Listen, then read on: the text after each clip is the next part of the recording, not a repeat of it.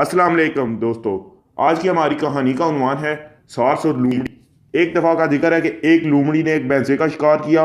वो उसका गोश्त खा रही थी कि उसकी गर्दन में एक हड्डी फंस गई। तो वो दर से कराने लगी। उसने सोचा कि मैं भी अब मर जाऊंगी, मैं कुछ पलों की मेहमान हूँ।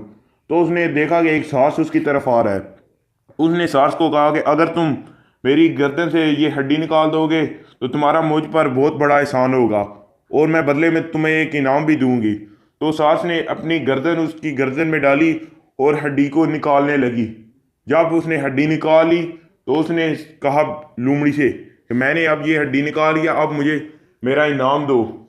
तो लूमड़ी जब ठीक हो चुकी थी उसने कहा कि मैंने तुम्हें इनाम दे दिया। लेकिन सास ने कहा क्या इनाम दिया है? उसने कहा कि जब तुम्हारी गर्दन मेरे गर्दन के अंदर थी तब मैंने उसे दबोचा नहीं, मैं उस वक़्त उसे दबोच भी सकता था और तुम मर भी सकती थी।